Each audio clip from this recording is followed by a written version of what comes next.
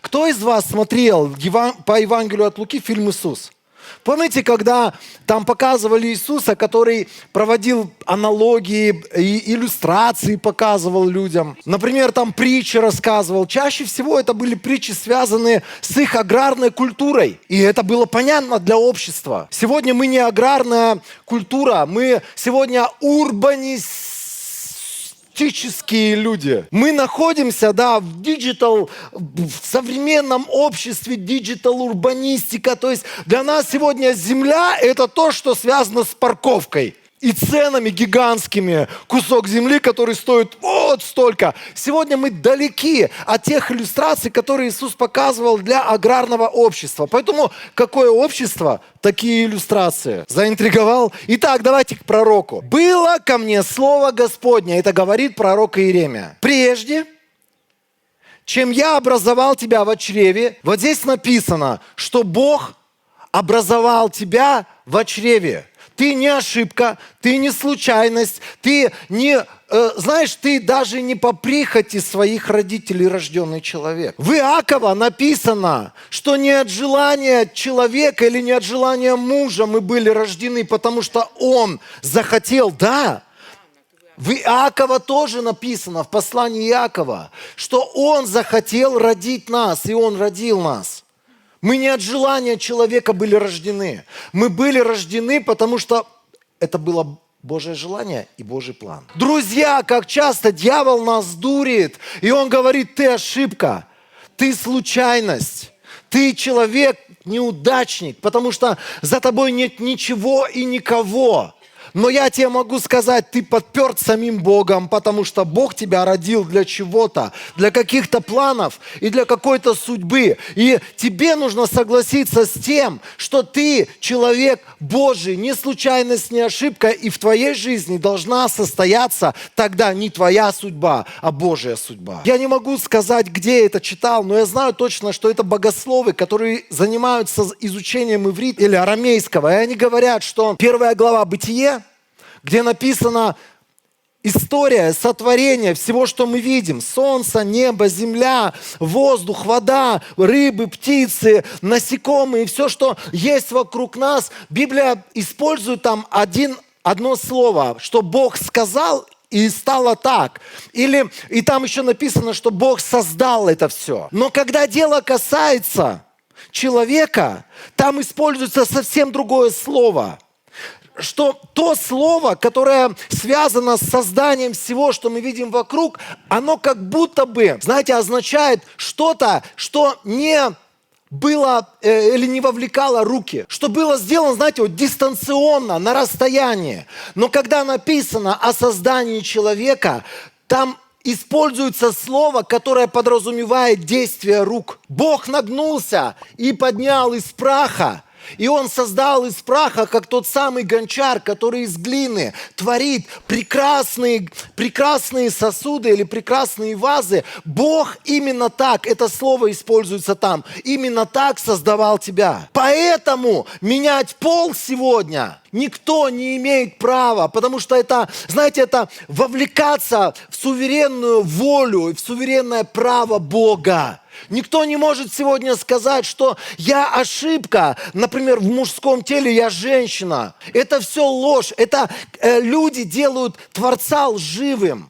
И вот эти все люди, которые проповедуют сегодня идеи гомосексуализма, идеи трансгендеризма, это люди, которые откровенно идут против Создателя. Потому что это люди, которые просто в надмении в своем ушли так далеко, что они идут против рук Божьих. Когда Бог творил человека, в этом была задействована его творческая сила. И в этом никогда нет ошибки. Итак, давайте к нашему Иеремии вернемся. «И было ко мне слово Господне, прежде чем я образовал тебя во чреве, я уже знал тебя». Халлелуя, praise the Lord.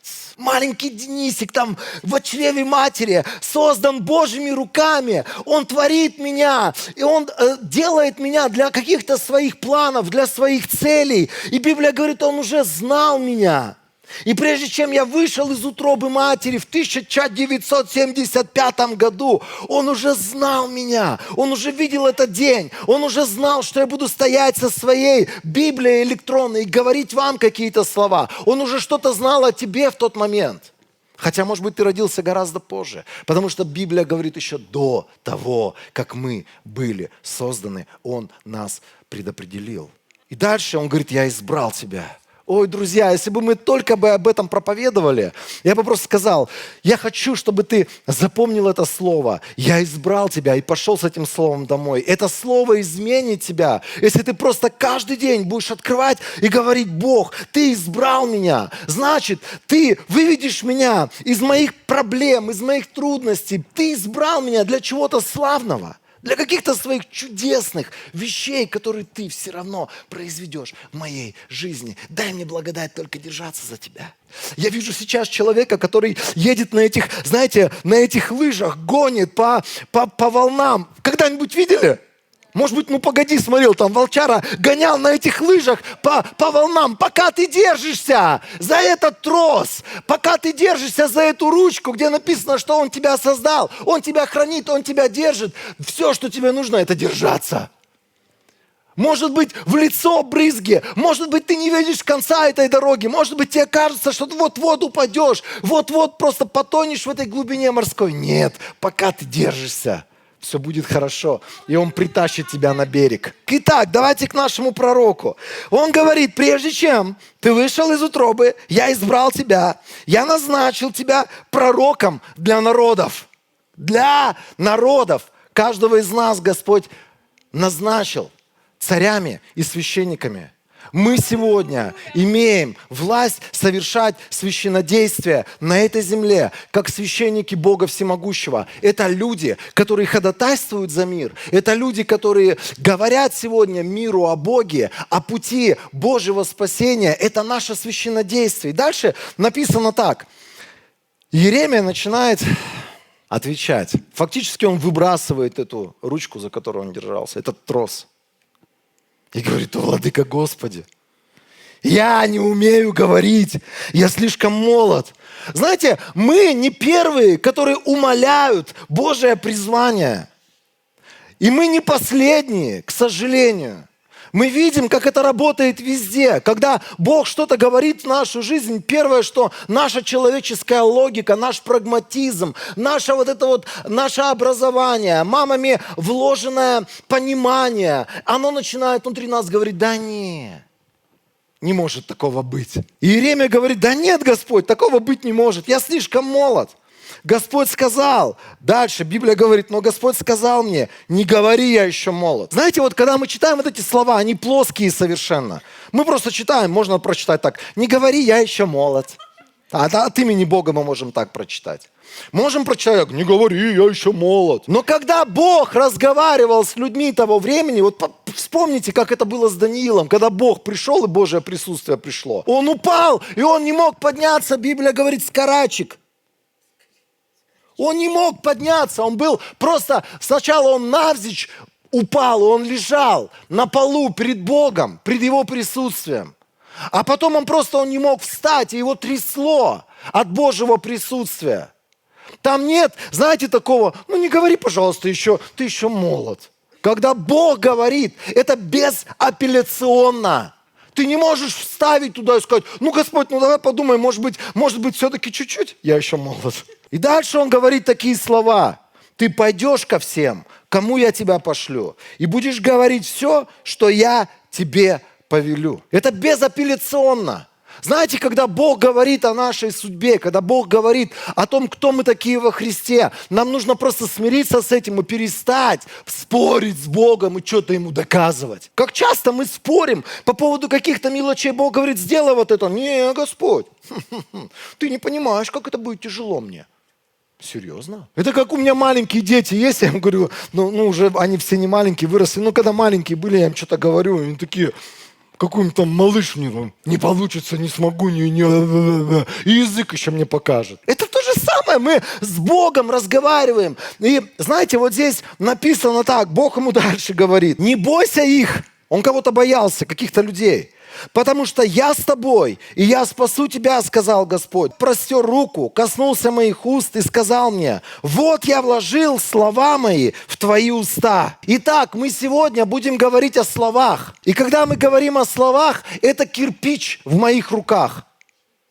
Потому что я хочу вам провести иллюстрацию, вы поймете, вы все люди городские, вы понимаете, о чем речь идет.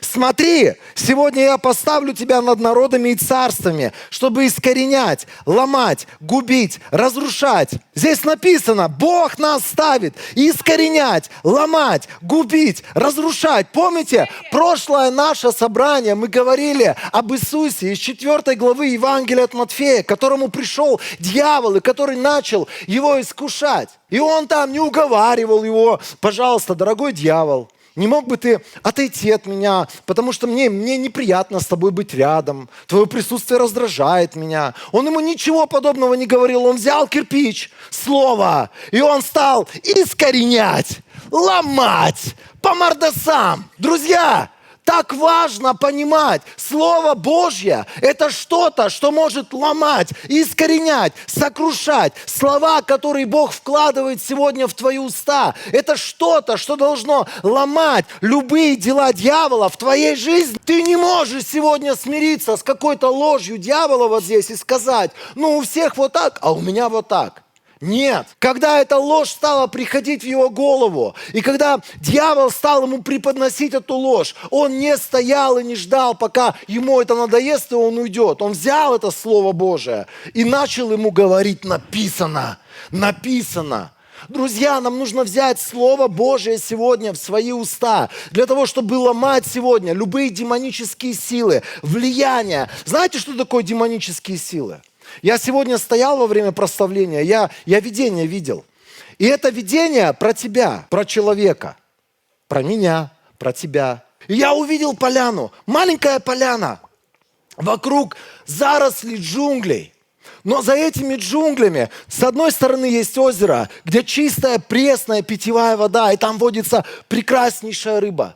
С другой стороны там водятся куры, какие-то птицы. С третьей стороны там есть еще что-то, что необходимо для твоей жизни. Но все вокруг тебя заросли, которые ты не можешь пройти. И ты чувствуешь себя подавленным, иногда даже раздавленным, иногда неудачником. Кто из вас переживает такие чувства? Не поднимай руку. Просто, если это про тебя, ты поймешь, о чем я говорю. Это состояние, будто ты окружен непролазным лесом. И все, что тебе нужно, это вот попытаться как-то выжить на этом пятачке с теми возможностями, обстоятельствами, которые сегодня предлагает тебе твоя жизнь. Но Господь говорит: на тебе мой меч. Я увидел мачете. И это не просто мачете. Это что-то заточенное до такой степени, когда ты просто прикасаешься к этим зарослям джунглевым. Это просто начинают ломаться, и пробиваются целые тропы. И вдруг ты начинаешь видеть просвет. И это, знаете, многие из нас, мы представляем джунгли чем-то таким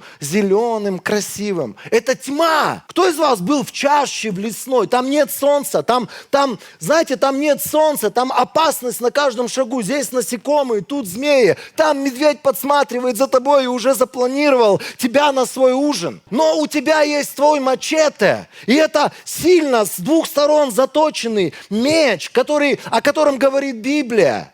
И этим мечом ты можешь проломить сегодня любые заросли и прийти туда, куда Бог тебя сегодня двигает. Друзья, все те, кто испытывает сегодня вот это состояние подавленности, состояние какого-то уныния, состояние, знаете, беспросветности, бери Слово Божье, которое говорит, кто ты такой во Христе Иисусе. Возьми все то, что Библия говорит о тебе, и начинай постоянно проламывать все эти джунгли, которыми пытается дьявол обхватить твой мозг. Разрушай все эти демонические давления, все эти силы. Знаете, как часто бывает, что на тебя как будто бы извне что-то наваливается. Наваливается чувство, что ты неудачник, и никогда в твоей жизни просвета не будет. Наваливается чувство, что ты сегодня заболел, и эта болезнь все. Хандец себе, братишка. В прошлый раз ты выжил там при вот этом коронавирусе, а теперь ты уже гонконгский. Там этот ядреный коронавирус, он-то тебя поломает. И эти мысли, знаешь, ты сам не понимаешь, откуда это берется. И тебе какие-то люди диагнозы выставили. И те какие-то люди говорят: я не знаю, как ты живешь. С такой кровью жить невозможно. Вообще, как ты ходишь по земле?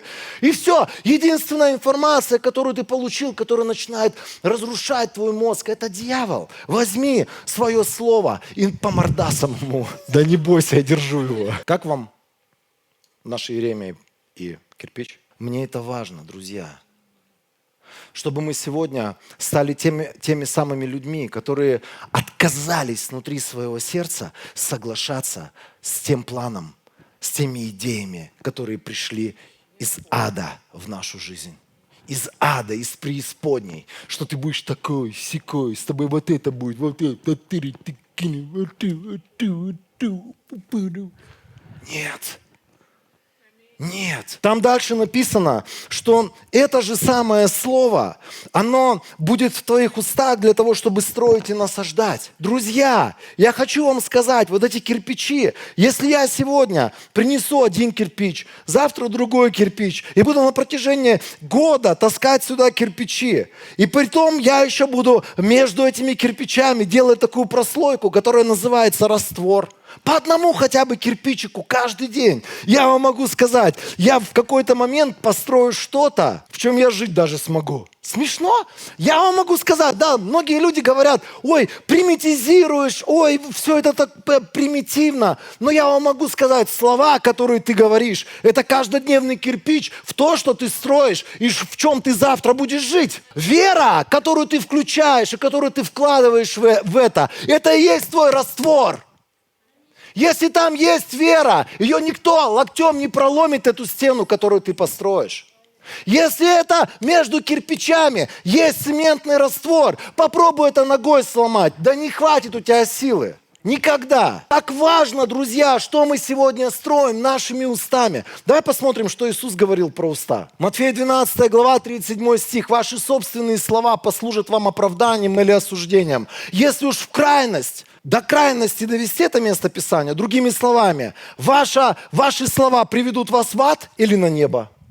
Ваши слова что-то рушат в вашей жизни, а что-то строят. Наши слова сегодня, друзья, мы же Божьи люди, мы созданы по Его подобию и образу, а Он сказал и стало.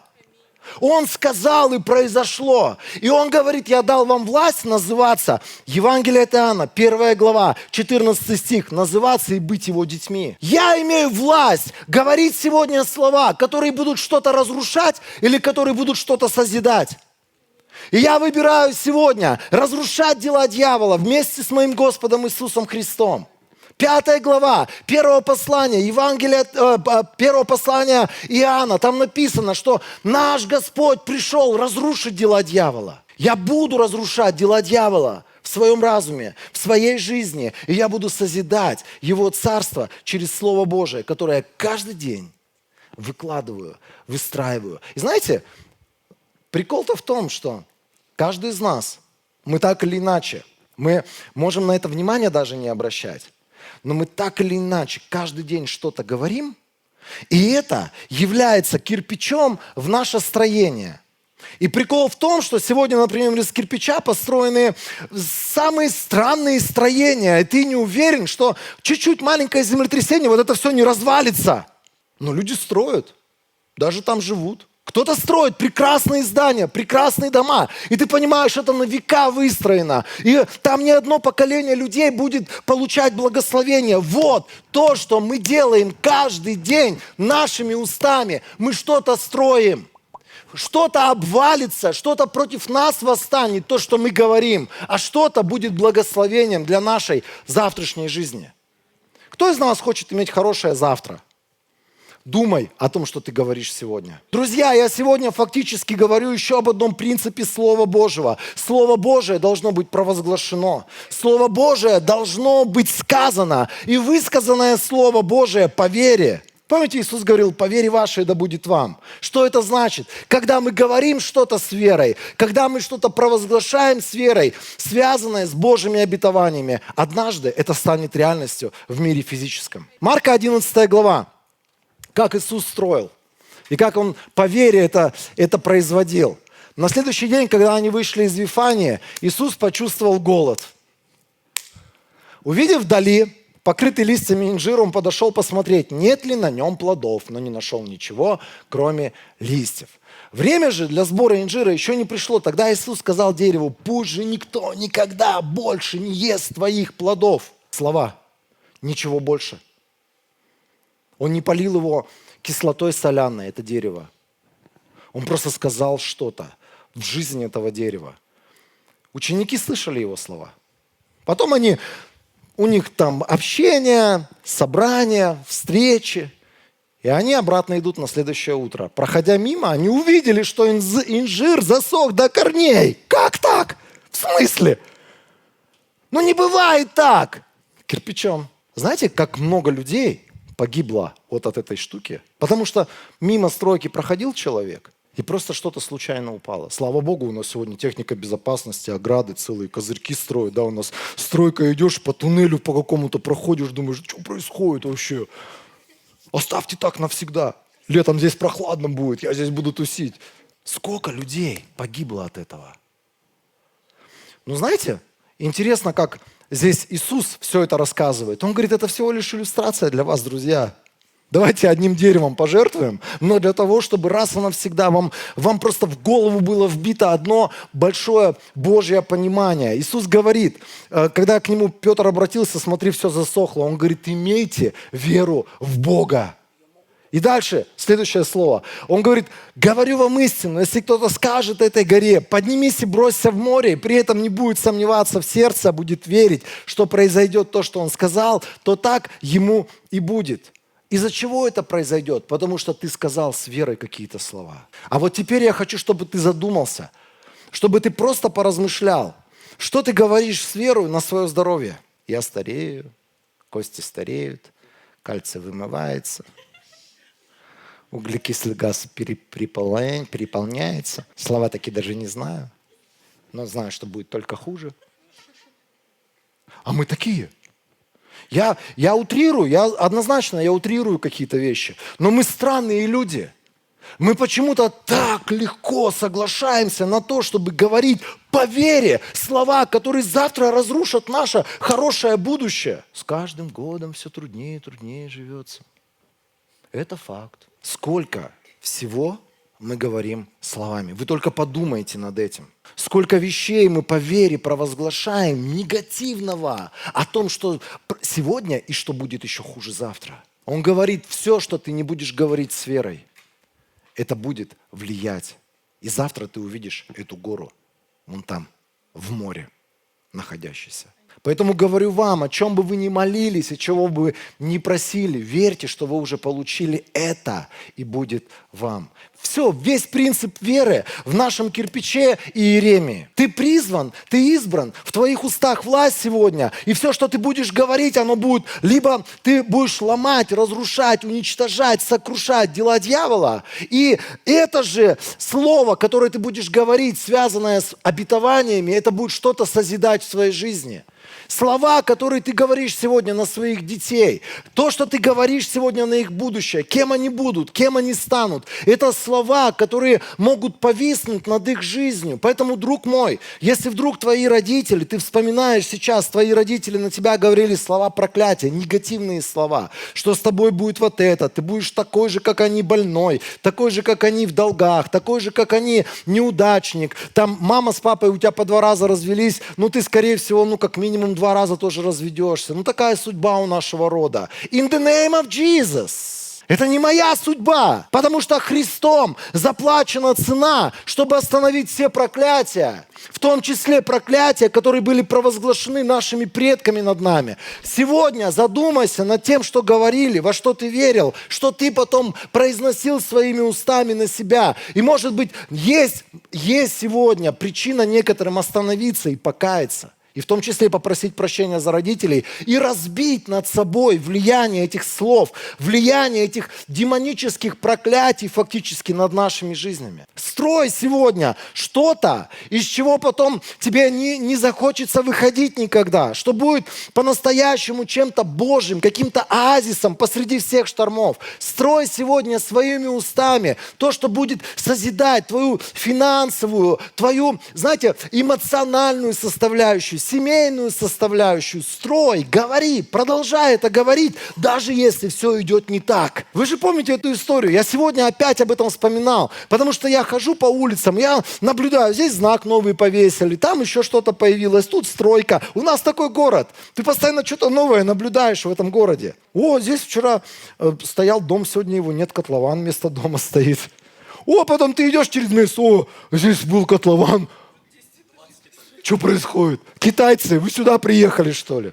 Я первый раз, когда в Урумчи приехал, я смотрю, думаю, ну такой городишко аграрный. Второй раз приезжаю, думаю,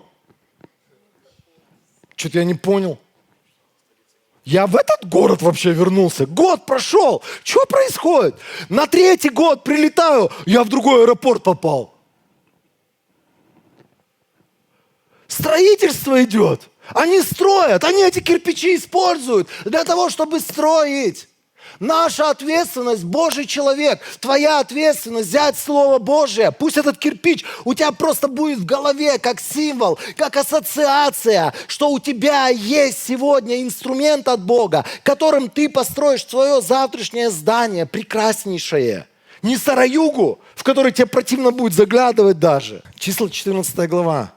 С 1 стиха. Вот принцип, смотрите. В ту ночь народ поднял крик и громко плакал. Когда вернулись разведчики, 10 говорят плохо, 2 говорят хорошо. Но, конечно, большинство победило. И в ту ночь народ поднял крик и громко плакал. Израильтяне роптали на Моисея и Аарона. Люди говорили им, если бы мы умерли в Египте или здесь в пустыне. А к чему я стал говорить по поводу... Хожу по улицам. К чему? А на самом деле, действительно, про китайцев, что ли, вспомнил? Нет. Я иду и вижу, друзья, я вижу. Для меня это чудо. Знаете почему? Потому что, когда мне было чуть-чуть за 30 лет, я рассказывал эту историю, но я сегодня снова и снова свидетельствую о том, что Бог есть, и ищущим Его воздает, и Бог чудесный целитель. Я еду за рулем и понимаю, вдалеке знак, но просто кружок он для меня. Что там написано? Что там нарисовано? Я понял, я не вижу знаки. Я задумался, я приехал в город свой, пошел в оптику, в место, где зрение проверяют. Офтальмологу, спасибо. Пришел к офтальмологу, он меня там к аппарату подсоединил, куда-то посмотрел, что-то проверил, что-то изучил. Говорит, ну что, нормально все. Сколько лет? Я говорю, там что-то 30 с копейками было. Он говорит, а все там за 30, за 35 страдают этой штукой. Астигматизм. Вот поэтому ты, говорит, у тебя просто, и она мне объясняет, у тебя просто устали мышцы, и они уже не могут твой затвердевший хрусталик гнуть правильно, и поэтому ты не можешь сфокусироваться. Все, что тебе нужно, просто мы тебе подправим зрение, чечи будешь носить, все по красоте. Не переживай. Да, там всем, кому за 30, это нормально. Я такой думаю, лошары такой, по ушам ему наездили, нормально. И я такой вышел, она говорит, заходите к нам в оптику, выбирайте оправу, мы вам сейчас все подберем, вот у вас рецептик есть, вам все сделают. И я такой думаю, ну вот это классная оправа, вот это сколько стоит? В наши деньги сейчас перевести $100. Сколько? Я в то время $100 за очки заплатить, ты что, дурак что ли? И я сам себе, Денис, ты что, ненормальный? Какая оправа, какие $100? Это сейчас у нас $100 ничего не стоит, тогда $100. Ты такой из кармана достаешь, знаешь, $100. И там толпа людей. О-о-о. Я вам могу сказать, были времена, за $100 убивали даже. О-о-о. Это большие деньги были. Люди у нас, кто помнит, начало 90-х, да мы по месяцу, по 2 месяца работали за $100. $50 средняя зарплата была. И мне говорят, $100 оправа, ну там это такая самая дешманская, а вот это вот получше, она 200, а это вообще 400. И я такой жмот, знаете, ну как-то это, не то что жмот, я очень человек, ну как бы в своих тратах очень расчетливый, оптимизированный. Я все в дом, все для детей, все для жены, все для Божьих людей, все для церкви. Я готов все отдать для дела Божьего. Вот видит Бог. Были времена, я отдавал и машины, и недвижимость какую-то. Мы это отдавали от всего сердца. Но мы понимали, это в дело Божие, в Царство Божие. А тут... И вдруг внутри меня такой момент. Кирпич и по мордасам. И потом с другой стороны еще раз. И вот так поближе. Я сказал во имя Иисуса. Я отказываюсь, я просто отказываюсь быть больным и вот этим астигматиком. Я просто отказываюсь во имя Иисуса Христа. И я сказал, я каждый день своими устами буду брать 1 Петра 2:24 и говорить, ранами Иисуса Денис исцелен, и его глаза. Я просто приказываю вам, вы начинаете видеть хорошо, мышцы, вы начинаете работать, а хрусталик ты начинаешь гнуться так, как должно. Я каждый день, каждое утро строил свою стену, строил свой новый дом. Каждый день я продолжал раствор накидывать, кирпичики выставлять. Здесь окошко, здесь дверка, здесь будет водопровод. Я просто говорил на свое будущее то, что стало реальностью в мои 50 лет. Сегодня я хожу, я вижу все знаки издалека. Смотрю, едет мне навстречу. Я говорю, вот здесь знак висит, односторонняя дорога. Как ты навстречу прешь? Странный человек. Иногда видеть некоторые вещи не стоит, наверное. Но, друзья, знаете, можно согласиться с чем-то, что дьявол тебе скажет о твоих детях. Можно согласиться с чем-то, что дьявол тебе скажет о твоем здоровье. Можно согласиться с чем-то, что дьявол просто рассказал тебе о твоем будущем. Библия говорит про этих ребят. Здесь принцип заложен. Он говорит, эти ребята начали плакаться, начали, знаете, вот недовольство свое высказывать, начали говорить слова возмущения. А чаще всего эти слова возмущения, они связаны с невериями, страхами, и они разрушают твое будущее. Они говорят, зачем Господь ведет нас в эту землю? Мы пойдем в ней от меча, а наши жены и дети попадут в плен. Не лучше ли нам вернуться в Египет? В конце этой главы Бог приходит к Моисею, и он ему говорит, сколько еще этот грешный народ будет роптать на меня? Я слышу все, прикинь, все, что говорят израильтяне, я слышу, когда они ропщут на меня. И дальше, скажи им, верно, как и то, что я жив. Он сам собой клянется. Бог, что вы говорили, то я и сделаю. Господь, пожалуйста, подожди. И он говорит, ваши трупы будут брошены в этой пустыне. Никто из вас в возрасте от 20 лет и старше, кто был исчислен при переписи и роптал на меня, не войдет в землю, которую я, воздев руки, клялся сделать вашим домом, за исключением Халева, сына Ифонина, и Иисуса, сына Навина. И дальше, ваших детей, о которых вы говорили, что они попадут в плен, я приведу, и они узнают землю, которую вы отвергли. Что до вас, то ваши трупы будут брошены в этой пустыне. Все, что они сказали, весь этот негатив, он случился в их жизни. Вот здесь принцип веры, друзья, принцип мы что-то строим сегодня устами, мы что-то строим сегодня словами, или мы что-то ломаем. Возьми сегодня за обетование, вот у тебя есть твое здоровье, найди все, что Библия говорит об исцелении в Библии, возьмись за эти обетования и говори эти слова. И каждый раз, когда ты высвобождаешь или провозглашаешь это слово на свою жизнь, если ты это делаешь с верой, ты выстраиваешь новую жизнь для себя из этих кирпичей. Каждый день я буду строить сегодня что-то. Да, сегодня это один кирпич всего лишь. Сегодня это кажется чем-то таким нелепым и ни к чему не приводящим. И многие дома, которые сегодня прекрасные стоят в нашем городе, облицованные. И многие люди готовы кучу денег заплатить, чтобы въехать в эти дома, если бы они только видели, из чего они сделаны. И когда они только строились, как они нелепо выглядели. Но сегодня самые прекрасные здания, они все начинались из чего-то не впечатляющего. Вообще в этом не было ничего, чтобы впечатляло людей. Все говорили, вау, какое здание. На нормальный кирпич, на один кирпич никто не скажет, вау. Но когда ты по вере двигаешься, и ты день за днем делаешь и строишь что-то, завтра ты въедешь в свой прекрасный дом, духовный. И ты будешь наслаждаться своей новой жизнью, которую ты говорил, или о которой ты говорил своими устами ежедневно. 1 Петра 3 глава 10 стих. «Кто хочет любить жизнь и видеть добрые дни, тот удерживает свой язык от зла и свои уста от коварных речей». Знаете, мы мало того, что мы можем своими устами сегодня что-то ломать в нашей собственной жизни, так мы еще можем своими устами ломать в жизнях других людей. Дальше в притчах написано, 12 глава, 18 стих. Слова опрометчивых, они ранят как меч, а речь мудрых исцеляет. Думайте, что вы говорите сегодня на своих детей. Думайте, что вы говорите сегодня своим женам. Думайте, что вы говорите в сердцах, когда, может быть, знаете, что-то давит на тебя, какие-то обстоятельства, какая-то, может быть, история в твоей жизни началась, которая идет не так, как ты задумал, запланировал. Не будь человеком опрометчивым, который своими словами что-то рушит, что-то ранит, что-то ломает. Потому что так легко сегодня нашими устами, знаете, сказав в сердцах что-то на жизни других людей, легко поранить этого человека на всю жизнь. Думайте, друзья, потому что чаще всего эти злые слова, о которых здесь предупреждает нас Библия, они словно бумеранг, они могут вернуться в нашу собственную жизнь. Притча 25 глава 18 стих, что булава, меч или острая стрела, там в другом переводе написано, что дубина, меч или острая стрела. Это человек, лжесвидетельствующий против ближнего. Здесь описывается человек, который говорит какие-то слова, которые могут просто ранить других людей, которые могут сломать жизнь других людей, как дубиной кому-то по голове ударить. Это сказать, знаете, какие-то слова, которые просто могут уничтожить человеческую сущность, знаете, достоинство человеческое, в том числе твое собственное.